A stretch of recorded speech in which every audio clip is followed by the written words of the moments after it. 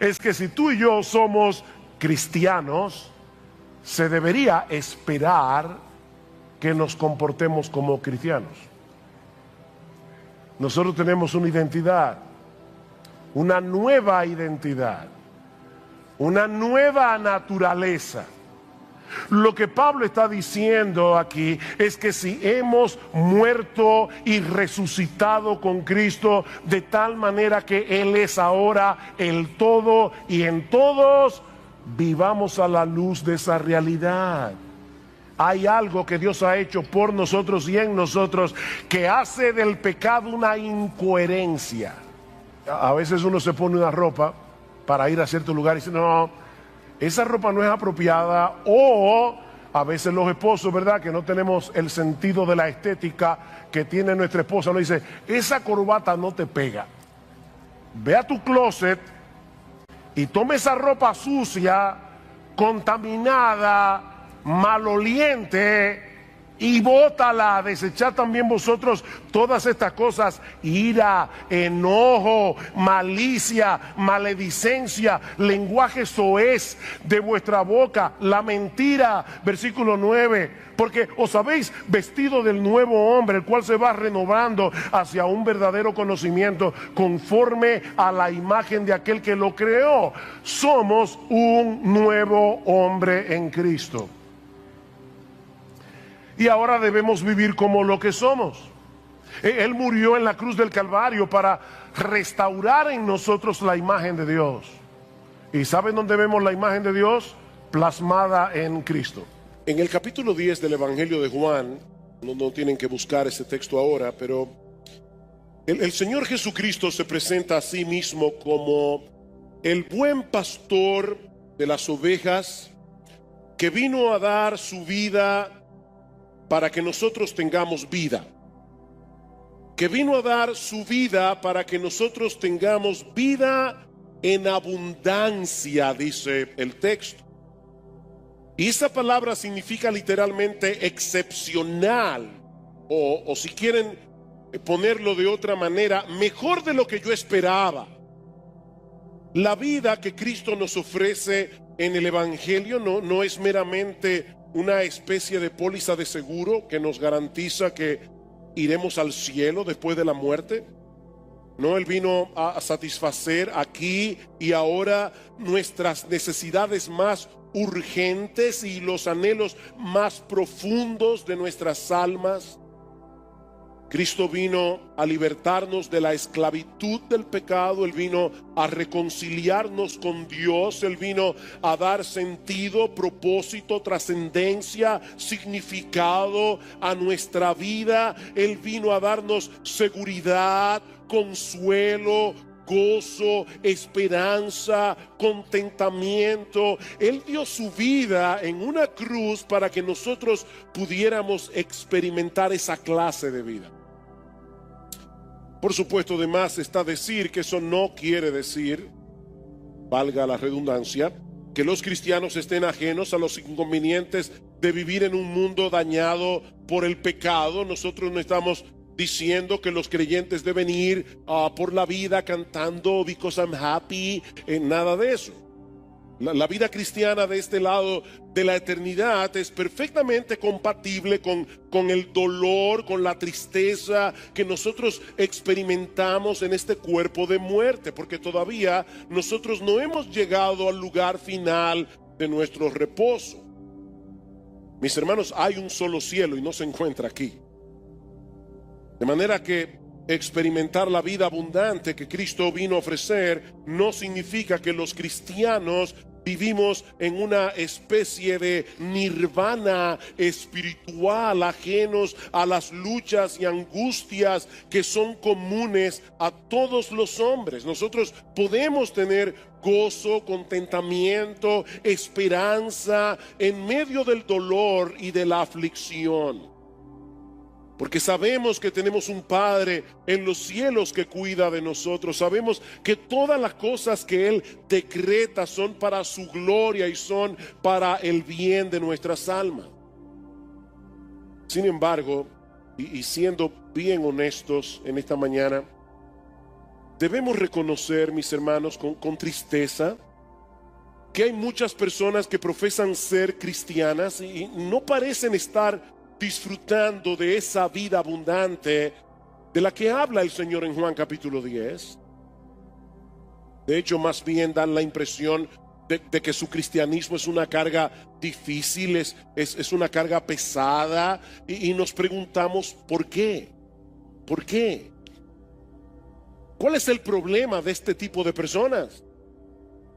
Bueno, yo creo que no podemos dar una respuesta simplista a esta pregunta, porque no todos los casos caen en la misma categoría.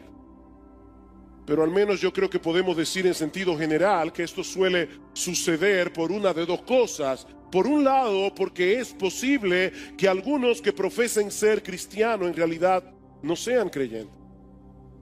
Son como esa higuera de la que va a hablar Marcos más adelante en su evangelio, que tenía muchas hojas, recuerdan, pero no tenía ningún fruto. Profesan ser cristianos, pero es una mera fachada sin sustancia. No tienen una relación real, vital, deleitosa con el Señor Jesucristo. Eso es probable. Pero también es probable que algunos cristianos verdaderos hayan perdido el foco de lo que significa seguir a Cristo y estén atravesando en este momento por una especie de invierno espiritual. Y lo triste es que algunos están allí y ni cuenta se dan. Y yo les ruego al Señor de verdad que despierte conciencia en esta mañana. Son creyentes que continúan haciendo básicamente las mismas cosas que han estado haciendo desde que se convirtieron al Señor, pero están funcionando en piloto automático, por decirlo de alguna manera. Ese era el problema de la iglesia en Éfeso, a la que el Señor le envía una de sus cartas en Apocalipsis capítulo 2. Él les dice claramente: ustedes están haciendo las mismas cosas de siempre. Sin embargo, yo tengo un problema con ustedes. Ustedes han perdido su primer amor. Ustedes están haciendo lo mismo, pero lo están haciendo con piloto automático. Son creyentes que se han dejado arrastrar por la inercia de sus corazones. Mis hermanos, nuestro corazón, mientras estemos de este lado de la eternidad, tiende hacia las cosas de este mundo, porque el pecado todavía mora en nosotros. Y eso incluye un montón de cosas que no son malas en sí mismas, pero que si se dejan sin freno, tarde o temprano van a desplazar al Señor del centro de nuestra vida y se van a convertir en un ídolo. Este tipo de personas suele tener un serio problema existencial. Un serio problema existencial. Porque ellos no pueden disfrutar plenamente de las cosas del mundo porque sus conciencias no se lo permiten. Son creyentes, tienen al Espíritu Santo y el Espíritu los anhela celosamente, así que no pueden disfrutar plenamente de las cosas de este mundo como lo disfrutaban antes cuando no eran creyentes, pero tampoco disfrutan plenamente de su vida cristiana, porque se han dejado absorber de tal manera por las cosas de este mundo, sean legítimas o no, que están languideciendo espiritualmente. Ellos están así como en una especie de tierra de nadie. Ellos viven como en un limbo espiritual.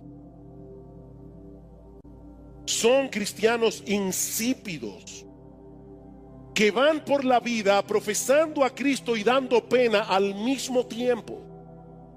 Profesando a Cristo y dando pena. Y la pregunta que debemos hacernos hoy es: ¿cuál es el remedio para este tipo de casos?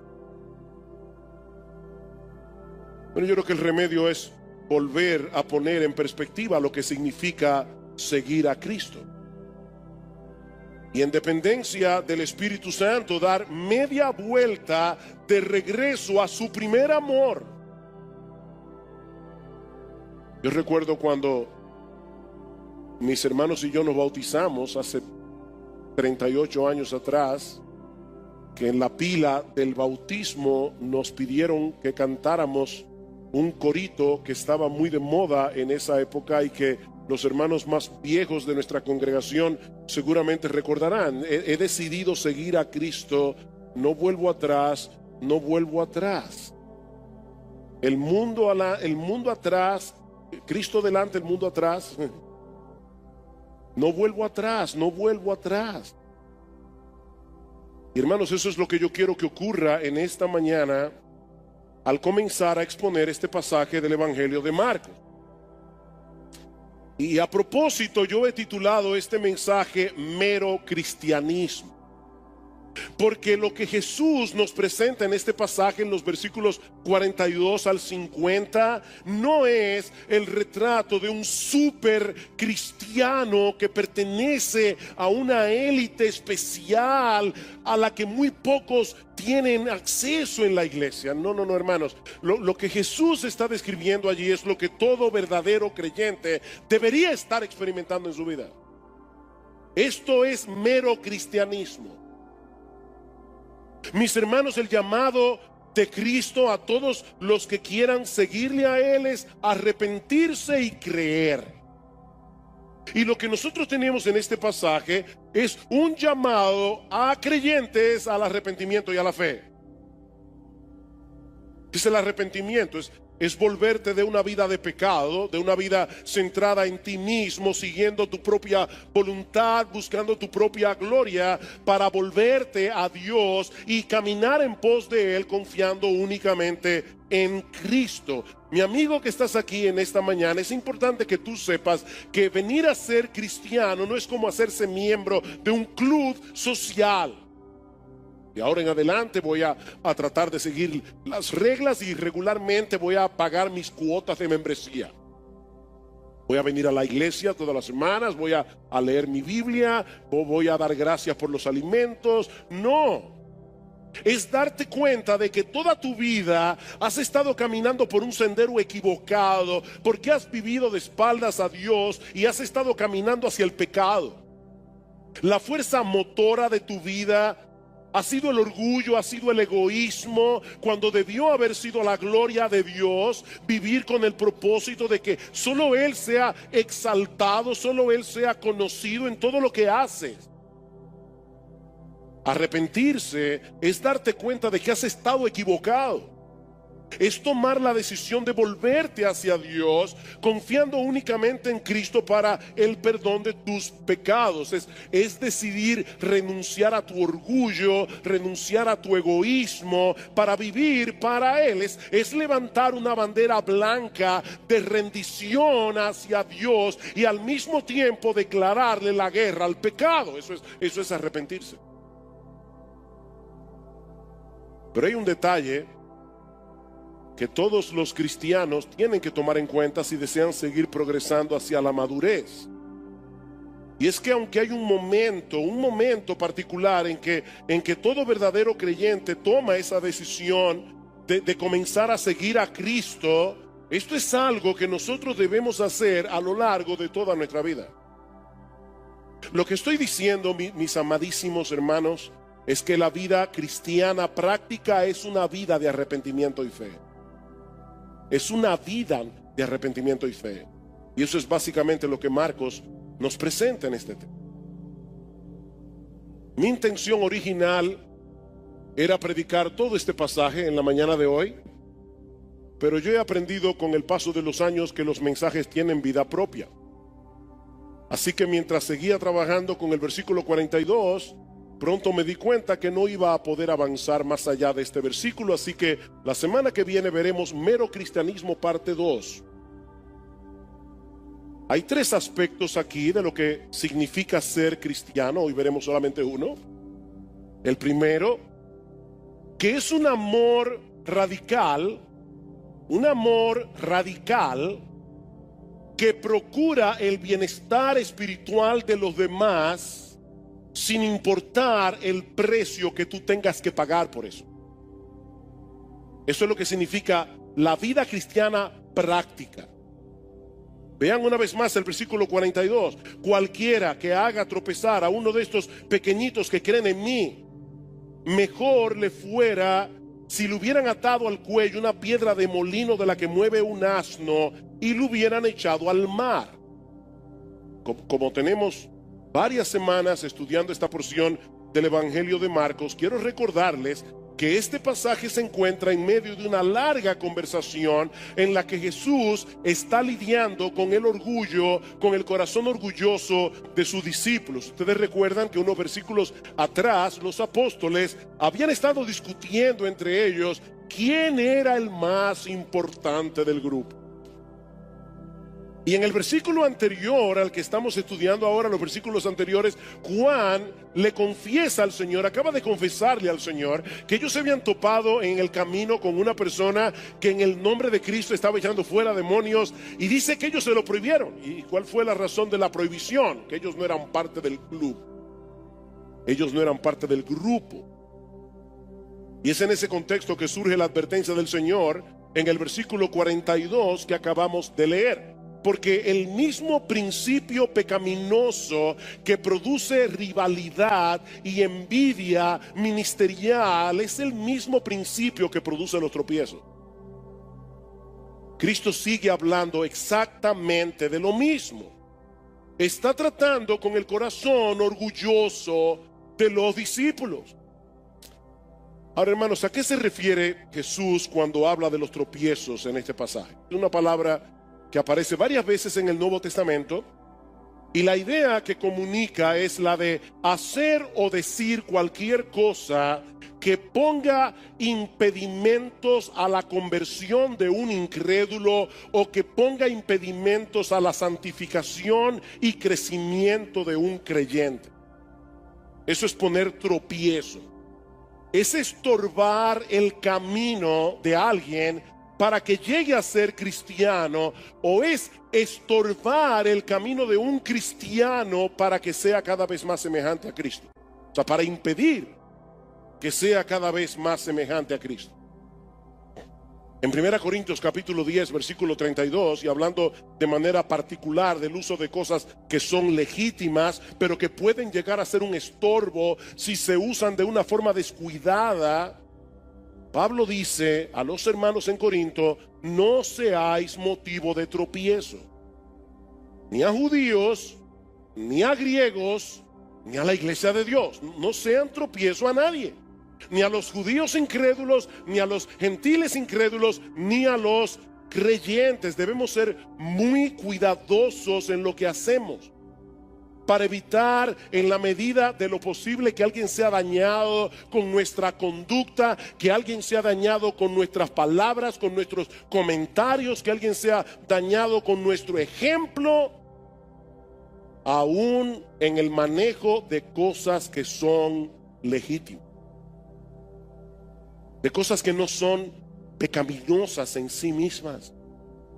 Debemos evitar a toda costa que debido a nuestro ejemplo no vayamos dejando escombros detrás de nosotros que hagan más difícil que otros puedan venir a Cristo. Eso es lo que Pablo está diciendo. No dejes escombros en el camino, o que otros que ya están en Cristo puedan seguir avanzando hacia la madurez. Y noten, mis hermanos, que la advertencia de Jesús en este pasaje va dirigida a todo el mundo, creyentes o incrédulos. Jesús dice: cualquiera que haga tropezar, cualquiera que haga tropezar. ¿Y saben lo que significa la palabra griega? Literalmente, cualquiera significa cualquiera. Es cualquiera, sea creyente o sea inconverso. Esto es una advertencia para todo el mundo. Cuidado con el que haga tropezar a otro creyente. Cuidado con el que incite a otro creyente a pecar. Cuidado con el que estorbe el crecimiento espiritual de otro creyente. Cuando Cristo habla aquí de sus pequeñitos, no es de niños que Él está hablando. Es de personas que creen en Él. Personas que depositan en Jesús toda su confianza, como un niño deposita su confianza en aquel que le da seguridad. Por supuesto, debemos tener cuidado de no hacer tropezar a nadie, como vimos en ese pasaje de 1 Corintios, Pero en el pasaje de Marcos, de manera particular, el Señor nos está advirtiendo solemnemente que tengamos mucho cuidado con hacer tropezar a una de sus ovejas, a uno de aquellos por quien Él derramó su sangre en la cruz del Calvario. Jesús vino a morir en una cruz para darle vida abundante a esas personas, esa vida abundante de la que hablábamos en la introducción. Y mis hermanos, es aterrador. Y créanme, una vez más, yo sé que yo digo eso mucho, pero no estoy usando las palabras por usar palabras porque suenan impactantes, no, es porque son palabras que comunican lo que yo quiero comunicar. Es aterrador pensar que cualquiera de nosotros podamos estar trabajando en contra de Jesús. Él dejó su trono de gloria, dio su vida en una cruz, murió en la cruz del Calvario para hacer algo, y tú y yo estamos trabajando en su contra. Tú y yo estamos aunándonos con el diablo para hacer una obra exactamente contraria a la obra que Jesús vino a hacer. Es aterrador pensar que nosotros estamos dejando escombros en el camino para hacer más difícil que otros creyentes puedan avanzar.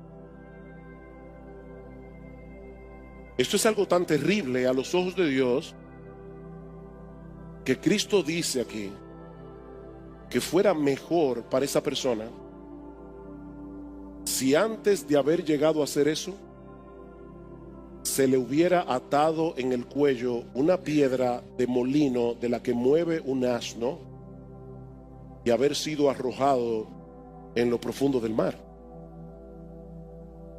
Así de serio es esto. En los días del Señor, los molinos tenían dos piedras circulares para triturar el grano. La piedra de arriba tenía un hueco en medio y giraba sobre la piedra de abajo empujada por un burro. Era una piedra inmensamente grande que podía llegar a pesar hasta 1,5 toneladas. No estamos hablando de cualquier cosa. Y lo que el Señor está diciendo aquí es que hacer tropezar a otro es un pecado tan grave que hubiera sido mejor para esa persona haber muerto previamente de una muerte tan horrible como esa antes de llegar a cometer una acción tan detestable y aborrecible a los ojos de Dios. Mira, hubiera sido mejor que te pusieran 2 botas de cemento y te hubieran arrojado en lo profundo del mar. Y noten que él no dice que esa persona debió haberse colocado una piedra de molino en el cuello y haberse arrojado él mismo. Eso sería suicidio. No, el Señor no está promoviendo el suicidio. Lo que Jesús está diciendo aquí es que hubiera sido mejor para esa persona que lo hubieran arrojado en el fondo del mar con una piedra de molino en el cuello. Esto era un castigo que los romanos reservaban para sus peores enemigos. Era un castigo bárbaro. Y el Señor dice que sería mejor padecer esa clase de castigo antes que sufrir el castigo de Dios por haber hecho caer en pecado a alguno de sus hijos o haber entorpecido su crecimiento espiritual. Repito, hermanos, esto es serio. Este es el tipo de advertencia que nadie debe tomar a la ligera. Y lo que sorprende de este texto es que el Señor está haciendo esta advertencia, no lo olviden, a sus propios discípulos. A sus propios discípulos. Vean una vez más los versículos 35 al 37 que estudiamos la semana pasada, cuando ellos estaban discutiendo quién de nosotros es el mayor, sentándose, llamó a los dos y les dijo: si alguno desea ser el primero, será el último de todos y el servidor de todos. Y tomando a un niño, lo puso en medio de ellos, y tomándolo en sus brazos les dijo: el que reciba a un niño como este en mi nombre, a mí me recibe. El que me recibe a mí, no me recibe a mí, sino al que me envió. El Señor está tratando con el orgullo que se estaba manifestando en la relación entre ellos. Y les dice que el camino para llegar a ser grande en el reino de Dios, ¿saben cuál es? Ocupar el último lugar y servir a todo el mundo. Ese es el camino para llegar a ser grande. O si quieren ponerlo de otro modo, es un camino de humildad que se manifiesta en servir a otros simplemente porque son de Cristo. Lo que el Señor quiere hacerle ver a sus discípulos es que debido a la relación que nosotros tenemos con Él, estamos unidos a Él. El que le sirve a uno de los suyos, por ser uno de los suyos, en realidad le está sirviendo a Cristo. Le está sirviendo a Cristo. Todo cristiano que recibe a otro cristiano y le sirve, está recibiendo y está sirviendo a Cristo, porque Él vive en nosotros. No podemos aislar a Cristo de los cristianos. Es lo mismo que nosotros vemos en esa escena que nos presenta Jesús del día del juicio en Mateo capítulo 25. ¿Recuerdan cómo Él va a llamar a los justos y le va a decir: entren al reino preparado por vuestro Padre, porque tuve hambre y me diste de comer, tuve sed y me diste de beber, todo lo demás? Y los justos le dirán: Señor, ¿y cuándo nosotros te hicimos todo eso? Y dice: respondiendo el rey les dirá: en verdad os digo que en cuanto lo hicisteis a uno de estos hermanos míos, aún a los más pequeños, a mí me lo hiciste. A mí me lo hiciste. Pero hermanos, esto también funciona a la inversa. Cuando alguien le hace daño a un cristiano, es contra Cristo mismo que está pecando. Eso fue lo que el Señor le hizo ver a Saulo de Tarso antes de que llegara a ser el apóstol Pablo. Jesús se le presenta en el camino a Damasco y le dice: Saulo, Saulo, ¿por qué me persigues? Y Pablo le pregunta: Señor, ¿quién eres? Y él le dice: yo soy Jesús.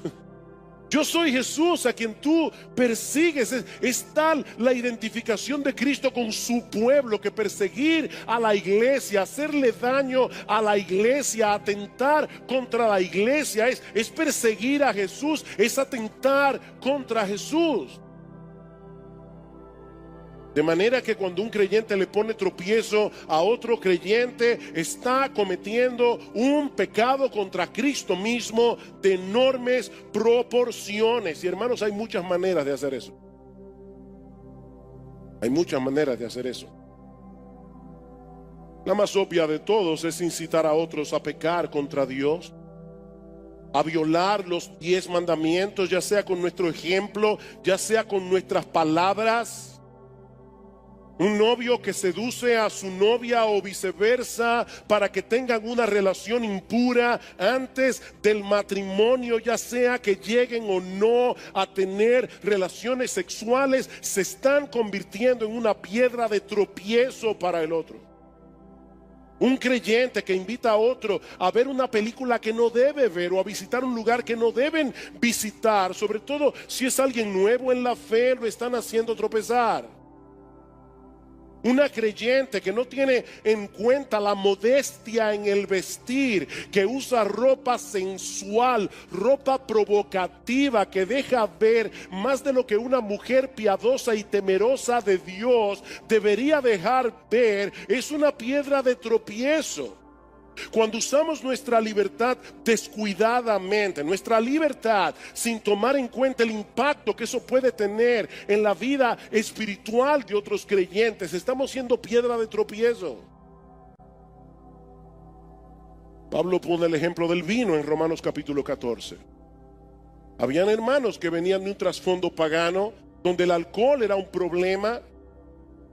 Y si la Biblia no prohíbe el uso del vino, pero cuando un creyente en el uso de su libertad no tiene en cuenta que puede tener delante de él una persona que puede tropezar, que puede ser movida a su antiguo estilo de vida y no le importa, Está siendo piedra de tropiezo. Pablo dice, si yo tengo que por amor a Cristo y por amor a los hermanos dejar de comer carne y dejar de beber vino para el resto de mi vida, no hay problema.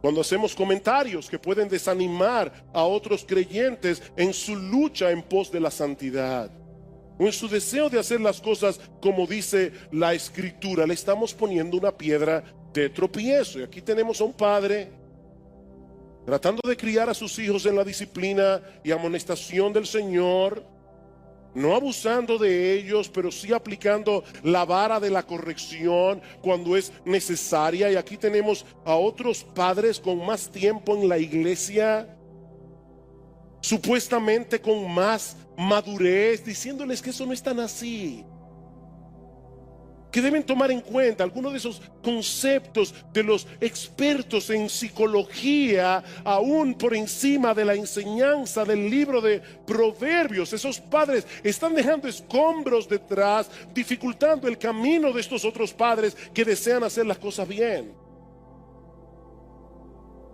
Cuando chismeamos en contra de otros hermanos, estamos provocando de ese modo que algunos creyentes se aíslen de su iglesia, se aíslen de sus líderes y se vuelvan cínicos y se vuelvan hipercríticos. Estamos siendo piedra de tropiezo. Cuando promovemos la mundanalidad en la iglesia, estamos siendo piedra de tropiezo.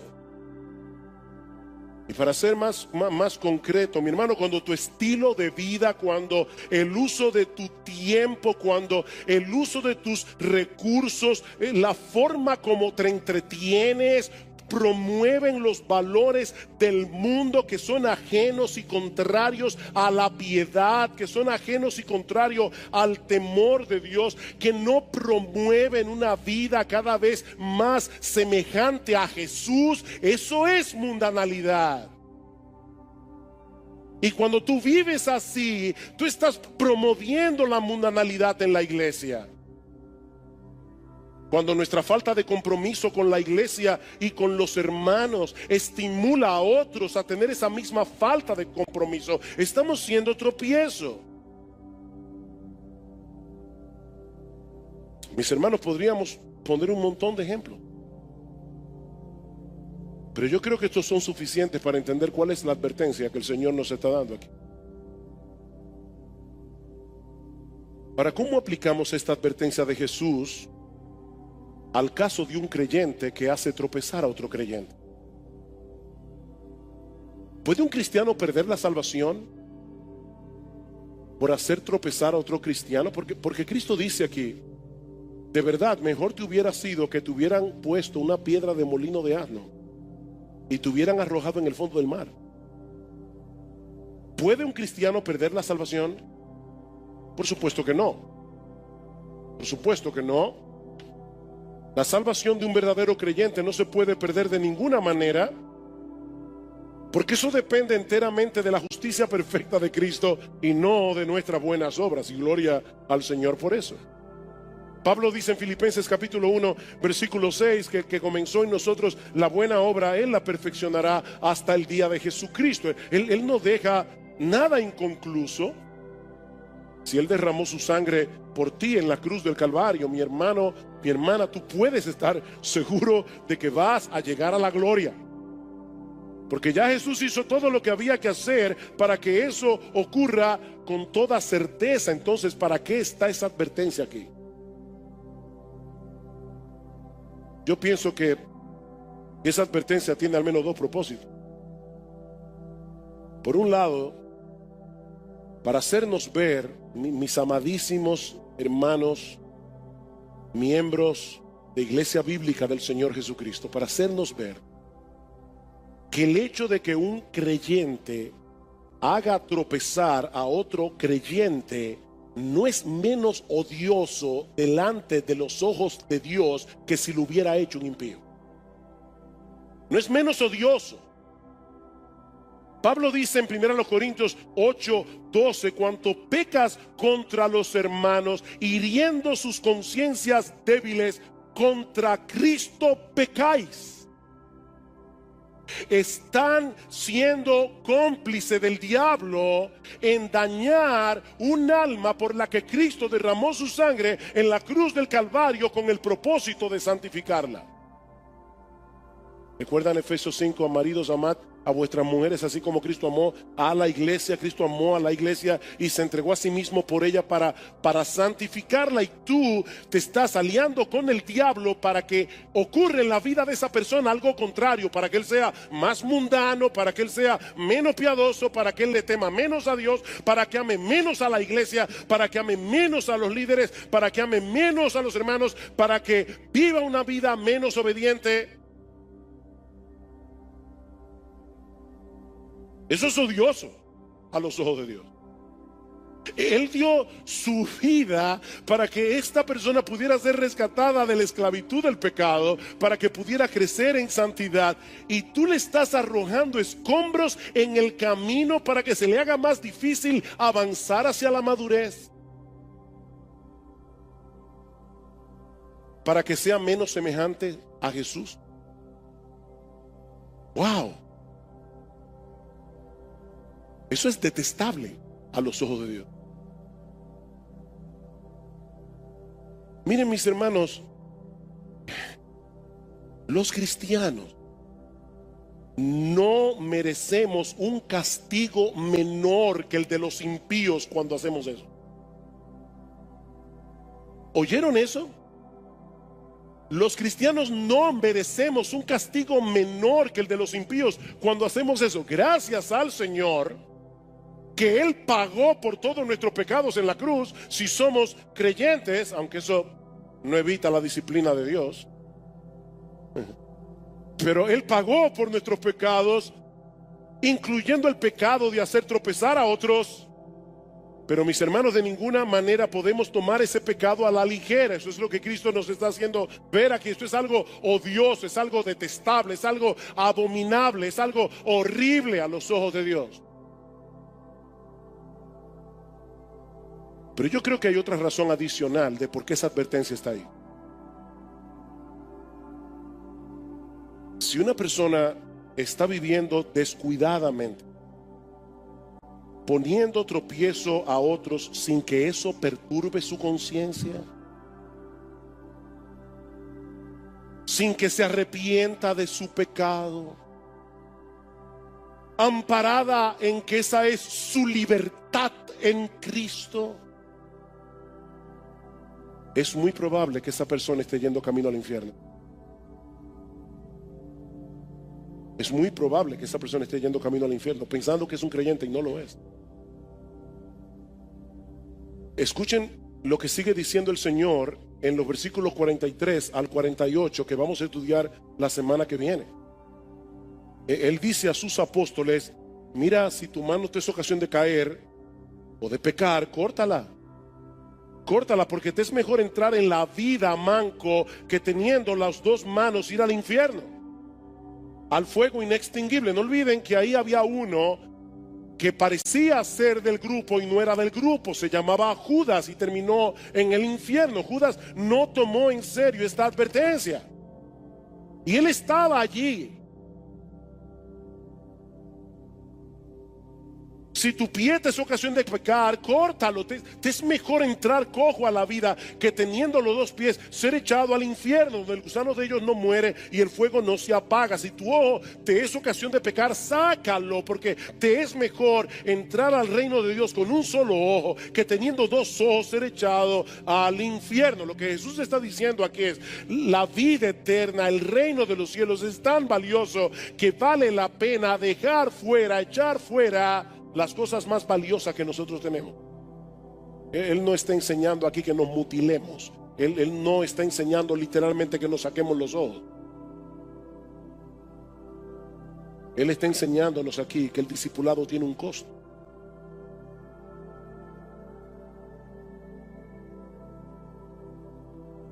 Sabemos que la salvación es únicamente por gracia, por medio de la fe.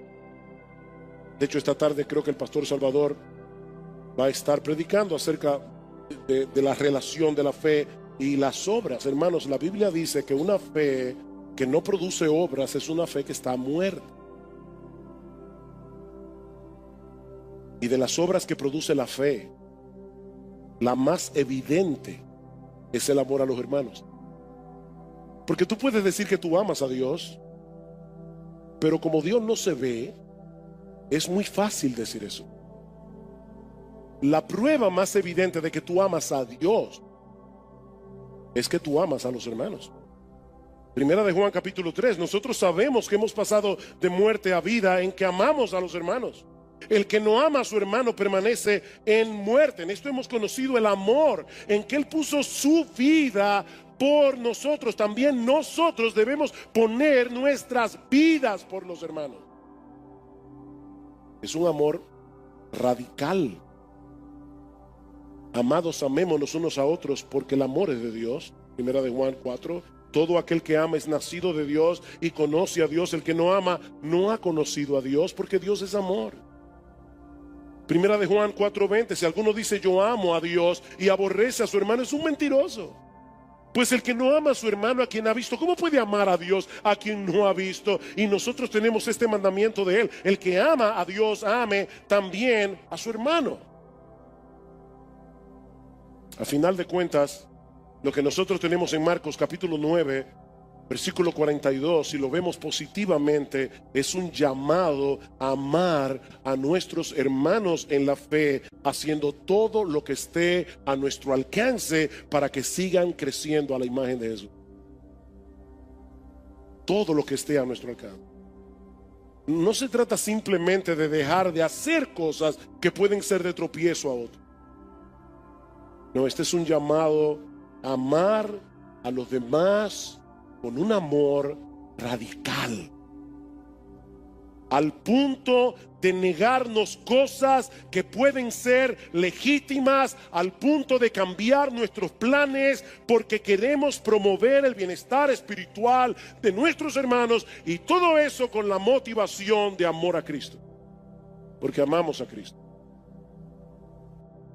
Marcos capítulo 9, versículo 42. Y cualquiera que haga tropezar a uno de estos pequeñitos que creen en mí, mejor le fuera si le hubieran atado al cuello una piedra de molino de las que mueve un asno y lo hubieran echado al mar. Vamos a orar una vez más. Padre, este es un pasaje sobrio de tu palabra. Es una advertencia muy solemne de parte del Señor. Y nosotros queremos que tú prepares nuestros corazones para recibir esta palabra con mansedumbre. Que tú quites de nosotros cualquier prejuicio, cualquier anhelo de autojustificación, y que tú obres poderosamente, Señor, a través de tu palabra, porque te lo pedimos en Cristo. Amén. En el capítulo 10 del Evangelio de Juan, no tienen que buscar este texto ahora, pero el Señor Jesucristo se presenta a sí mismo como el buen pastor de las ovejas, que vino a dar su vida para que nosotros tengamos vida, que vino a dar su vida para que nosotros tengamos vida en abundancia, dice el texto. Y esa palabra significa literalmente excepcional, o si quieren ponerlo de otra manera, mejor de lo que yo esperaba. La vida que Cristo nos ofrece en el Evangelio no es meramente una especie de póliza de seguro que nos garantiza que iremos al cielo después de la muerte. No, Él vino a satisfacer aquí y ahora nuestras necesidades más urgentes y los anhelos más profundos de nuestras almas.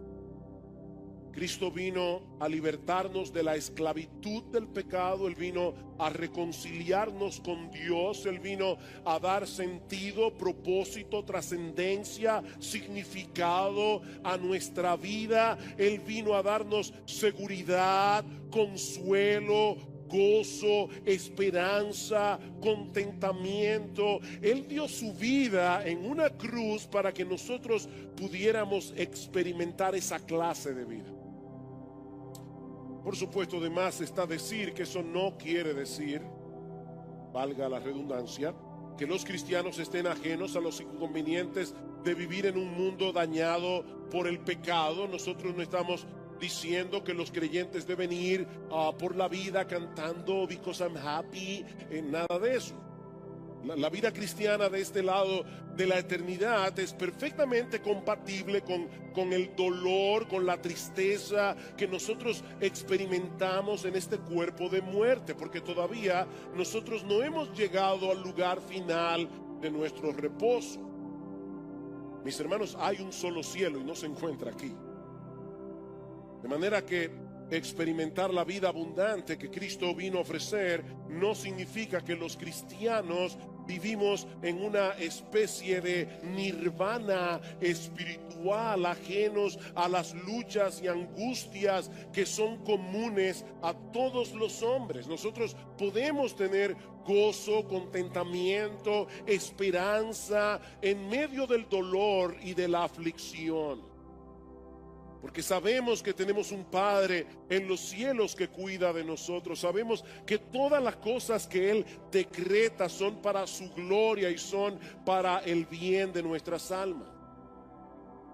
Sin embargo, y siendo bien honestos en esta mañana, debemos reconocer, mis hermanos, con tristeza, que hay muchas personas que profesan ser cristianas y no parecen estar disfrutando de esa vida abundante de la que habla el Señor en Juan capítulo 10. De hecho, más bien dan la impresión de que su cristianismo es una carga difícil, es una carga pesada, y nos preguntamos ¿por qué? ¿Por qué? ¿Cuál es el problema de este tipo de personas? Bueno, yo creo que no podemos dar una respuesta simplista a esta pregunta, porque no todos los casos caen en la misma categoría. Pero al menos yo creo que podemos decir en sentido general que esto suele suceder por una de dos cosas. Por un lado, porque es posible que algunos que profesen ser cristianos en realidad no sean creyentes. Son como esa higuera de la que va a hablar Marcos más adelante en su evangelio, que tenía muchas hojas, recuerdan, pero no tenía ningún fruto. Profesan ser cristianos, pero es una mera fachada sin sustancia. No tienen una relación real, vital, deleitosa con el Señor Jesucristo. Eso es probable. Pero también es probable que algunos cristianos verdaderos hayan perdido el foco de lo que significa seguir a Cristo y estén atravesando en este momento por una especie de invierno espiritual. Y lo triste es que algunos están allí y ni cuenta se dan. Y yo les ruego al Señor de verdad que despierte conciencia en esta mañana. Son creyentes que continúan haciendo básicamente las mismas cosas que han estado haciendo desde que se convirtieron al Señor, pero están funcionando en piloto automático, por decirlo de alguna manera. Ese era el problema de la iglesia en Éfeso, a la que el Señor le envía una de sus cartas en Apocalipsis capítulo 2. Él les dice claramente: ustedes están haciendo las mismas cosas de siempre. Sin embargo, yo tengo un problema con ustedes. Ustedes han perdido su primer amor. Ustedes están haciendo lo mismo, pero lo están haciendo con piloto automático. Son creyentes que se han dejado arrastrar por la inercia de sus corazones. Mis hermanos, nuestro corazón, mientras estemos de este lado de la eternidad, tiende hacia las cosas de este mundo, porque el pecado todavía mora en nosotros. Y eso incluye un montón de cosas que no son malas en sí mismas, pero que si se dejan sin freno, tarde o temprano van a desplazar al Señor del centro de nuestra vida y se van a convertir en un ídolo. Este tipo de personas suele tener un serio problema existencial. Un serio problema existencial. Porque ellos no pueden disfrutar plenamente de las cosas del mundo porque sus conciencias no se lo permiten.